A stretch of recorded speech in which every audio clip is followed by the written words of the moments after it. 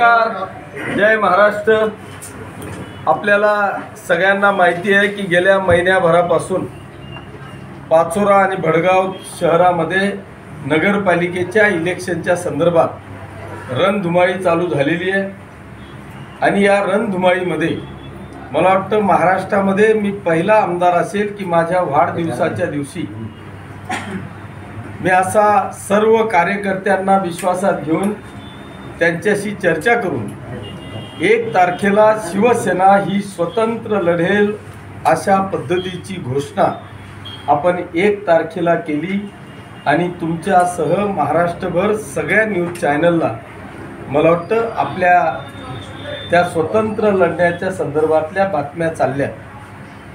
त्या दिवसापासून म्हणजेच 1 तारखेपासून तर आजची 26 तारीख आहे, 26 दिवस झालेले आहेत। त्याने 26 दिवसामध्ये पाचोरा आणि भडगाव शहरातल्या प्रत्येक प्रभाग निहाय आमचे सर्वच्या सर्व उमेदवार आणि त्यांच्या समवेत माझा संपूर्ण परिवार हा प्रत्येक प्रभागामध्ये एक अतिशय जल्लोषामध्ये दररोज प्रभात फेरी म्हणण्यापेक्षा प्रचाराची रॅली त्या ठिकाणी निघते आहे।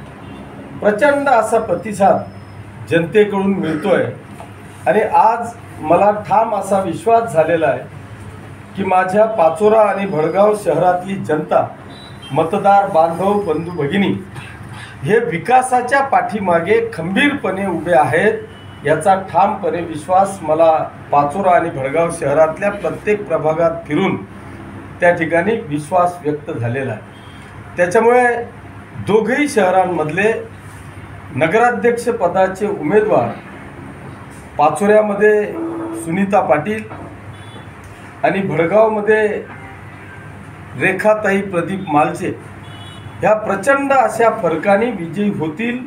आणि त्यांच्याबरोबर पाचोऱ्यातले 28 आणि भडगावचे 24 असे सर्वच्या सर्व नगरसेवक अगदी मोठ्या फरकाने विजयी होतील असा विश्वास आता मला पटलेला आहे।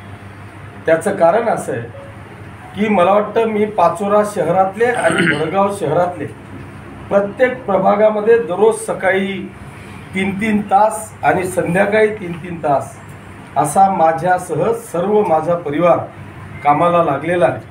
आणि माझ्याबरोबर शिवसेनेचे सर्व पदाधिकारी, शिवसैनिक द्वेषाने पेटलेला आहे।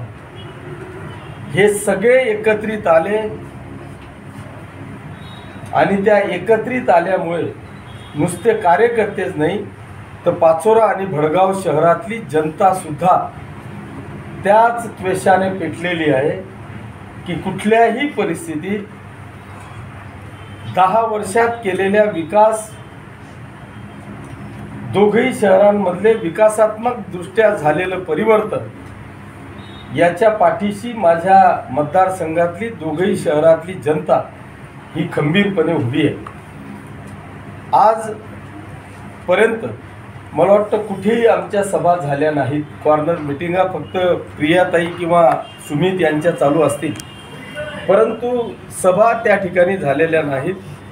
परंतु आता उद्या या महाराष्ट्रातल्या सगळ्या लाडक्या भगिनींचे लाडके भाऊ, राज्याचे माजी मुख्यमंत्री, आत्ताचे उपमुख्यमंत्री तथा नगरविकास मंत्री आदरणीय एकनाथ शिंदे साहेब हे भडगाव आणि पाचोरा या दोघेही ठिकाणी सभेसाठी येत आहेत। मला खात्री आहे की त्या लाडक्या भावाला भेटायला जोरदार सगळ्या भगिनी उपस्थित राहतील आणि तिच्याबरोबरच या लाडक्या मामाचे सगळे तरुण भाचे ते देखील या सभेला उपस्थित राहतील आणि जोरदार प्रतिसाद देऊन एक ऐतिहासिक सभा पाचोरा आणि भडगावची होईल असा मला विश्वास आहे। आणि म्हणून मी आपल्या माध्यमातून या लाडक्या भावाच्या स्वागताला तमाम माता भगिनींनी, बांधवांनी, शेतकरी बांधवांनी, तरुण मित्रांनी जास्तीत जास्त संख्येने उपस्थित राहून भडगाव येथे भवानी बागेत दुपारी साधारणतः 3-3:30 वाजता आणि पाचोऱ्याला साधारणतः 4-4:30 वाजता एकनाथ शिंदे साहेबांचं आगमन होणार आहे.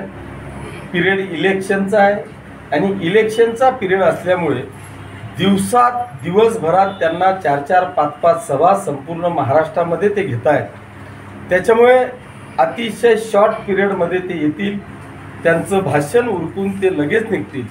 त्याच्यामुळे तुमच्या आपल्या सगळ्यांच्या माध्यमातून मी सर्व शिवसैनिकांना, हितचिंतकांना, लाडक्या भगिनींना, लाडक्या भाच्यांना आपल्या मार्फत आव्हान करतो, वजा विनंती करतो की आपण जास्तीत जास्त संख्येने वेळेवर उपस्थित राहून आपल्या विजयाला शिक्कामोर्तब करावं अशी आग्रहाची विनंती आपल्या माध्यमातून करतो.